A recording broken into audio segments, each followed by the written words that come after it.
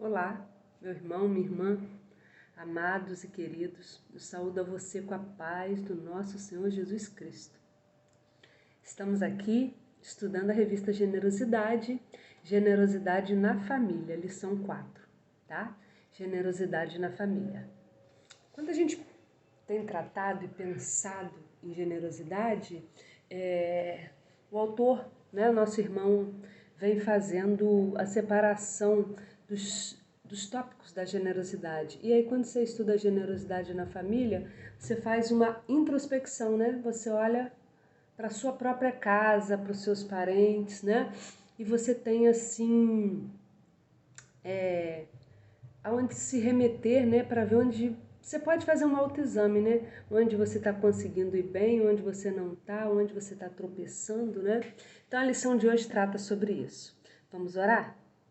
Deus amado, Deus querido, estamos aqui para ouvirmos mais de Ti em relação à generosidade agora na família. Espírito Santo de Deus, fale conosco, em cada coração, Senhor. Nós dependemos de Ti, Pai, para ouvir a Sua doce voz. Por isso oramos, Senhor, e te pedimos que Tu nos ajude.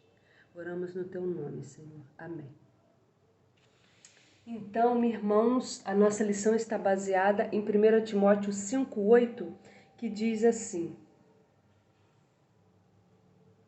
se alguém não cuida dos seus parentes, e especialmente dos da sua própria família, negou a fé e é pior que um descrente.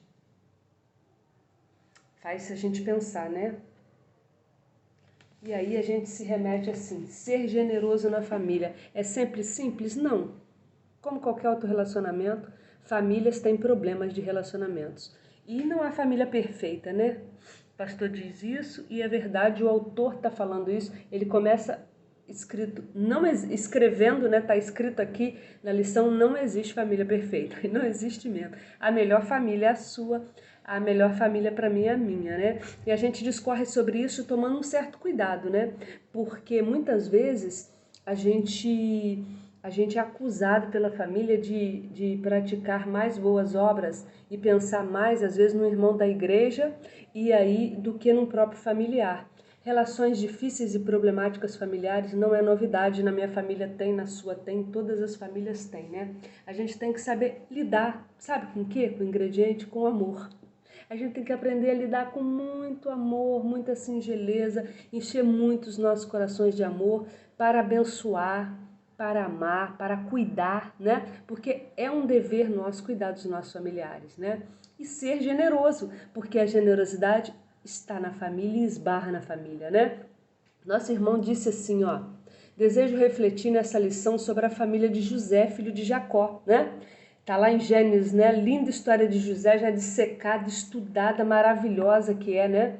Quantas e quantas mensagens e estudos e estudos de revista de EBD temos sobre a história de José, né? Mesmo com as imperfeições naturais de todas as famílias, Deus a restaurou e a fez prosperar, ou seja, a família de José. Em José encontramos características que mostram como uma pessoa que se permite ser um bom mordomo dos seus sentimentos pode ser usada por Deus para mudar o rumo da sua família. Você tem se deixado, se permitido usar por Deus como bom mordomo dos seus sentimentos para melhorar o seu relacionamento familiar? Às vezes você vai pensar e dizer: Marcilane, não tem jeito, na minha família tem umas coisas terríveis. Então mude você. Ame as questões. Fale o que você puder. Não fale o que você não precisa falar. Não fique nervoso e irritado e vá falar por trás da sua família. Você pode discordar em amor e conversar. Não deu certo o que você está falando? Ok. Você continua amando, zelando, apesar dos conflitos familiares que existem. Mas exerça o amor na mordomia com a sua família, sendo generoso com a sua família. Uma pessoa cheia de amor, né? Você pode ser um agente transformador da realidade dentro da sua casa, permitindo-se ser usado por Deus para destruir as obras das trevas. Jesus te permitiu isso, ele disse lá em Mateus 28:20, e eu estarei com vocês até o fim dos tempos. Jesus permite que você seja generoso na sua família para destruir as obras das trevas. Por quê? Porque a família é um projeto de Deus e o inimigo não quer que a sua e a minha família fiquem de pé. Ele não quer de forma nenhuma, ele trabalha incansavelmente contra a família, mas com o nosso amor, com a nossa generosidade, a gente vai contra isso, né? Amando todos aqueles, que até aqueles que esquentam a nossa cabeça, não é verdade? Esse foi o tópico 1, né? E o tópico 2, além de uma pessoa, o tópico uma pessoa cheia de amor, o tópico 2 fala ainda sobre José, continua, a revista é toda, se você não estudou, estude, fala todo sobre José. Ele diz assim, uma pessoa realizada. José não olhou para os problemas como derrota, mas como oportunidades de mudança. De cada situação ele saía mais fortalecido, um exemplo para nós que enfrentamos crises de todo tipo em nossas famílias, conjugal, enfermidade, desemprego, vícios, etc. Situações como essas muitas vezes são vistas como um ponto final, ao invés de serem interpretadas como possibilidade de restaurações e mudanças. Então, José era uma pessoa realizada, e por ser uma pessoa realizada, ele era um exemplo. Ele olhava para o problema e ele achava que o problema era uma oportunidade, né? A palavra crise, se você cortar o S, ela se transforma numa palavra crie. Então, por ser uma pessoa realizada, José buscou, no meio da crise, não destruir seus familiares. Ele criou oportunidades, ele levou seus familiares para o melhor que tinha do Egito, ele foi um gentleman, né? Usando o que Deus fez por ele para abençoar a sua família. Ele não quis, de forma nenhuma, por ser realizado, vingar-se daqueles homens que o venderam para o Egito, né? Pelo contrário, sendo governador do Egito, e ele o foi aos 30 anos, ele tinha uma grande maturidade espiritual. Ele era uma pessoa realizada e entendia que a família era um projeto de Deus e que ele não deveria destruí-la, mas sim abençoá-la, né? Tenha pensamentos bons pela sua família, pelos seus familiares, mesmo quando você entende que tem certos relacionamentos que são doloridos, dolorosos, sofridos, tristes, mas faça de oportunidades para reconstruir relacionamentos. Tentar entrelaçar, mostrar amor e misericórdia pela família, né? Generosidade na família, para com a família, né? 3. Uma pessoa grata com a sua própria família, né? Podemos observar também que José, mesmo ocupando uma alta posição do governo do Egito, sendo um bom mordomo dos bens que lhe foram confiados, não teve vergonha da sua humilde origem. Ele era de uma humilde origem e estrangeira, né? Ele, sem nenhum constrangimento, apresentou a família dele para Faraó. Você já pensou se você considera a sua família digna de que você não se envergonhe dela, ou você esconde uns familiares e apresenta outros, ou você fala de uns e deixa os outros menos favorecidos, ou que talvez menos letrados, ou menos sábios aos seus olhos de lado, né? José era grato pela família. Seja grato, seja grata pela sua família, né? Ao invés de pensar, por que eu não nasci numa outra família, né? Mas pensar que a sua família é um projeto de Deus na sua vida também. Tanto você deve abençoá-la como ela te abençoa. E se em alguns momentos ela não te abençoa, você tem maturidade cristã. E se não tem, precisa ter. Para se preocupar com o seu familiar. Para entender que o seu familiar é um projeto de Deus na sua vida. Mesmo quando ele pareça um espinho e não um projeto de Deus, tá? Então seja grato pela sua família. Uma família abençoada é abençoada quando seus membros olham para a sua história de vida com um coração generoso e conseguem perceber a ação de Deus em sua trajetória. Irmãos, quando você percebe a trajetória da sua vida, da sua família, você entende que você está onde Deus queria que você estivesse. Você não está em nenhum outro lugar. Você está onde o Senhor projetou para você estar. Então se alegre, seja uma pessoa grata pela sua família, seja humilde, né? Reconheça que ela tem valor e é importante para você, tá? E aqui, para a completude do 3 e o 4, uma pessoa humilde. Assim podemos perceber que humildade e generosidade caminham juntas. Olha que forte. Humildade e generosidade caminham juntas, né? Se você é humilde, você pode ser generoso, né? José era generoso, foi generoso com a sua família, né? A humildade é uma virtude e não uma condição de vida, né? Humildade é uma virtude, ou seja, é algo que está intrínseco em você e você precisa deixar desabrochar.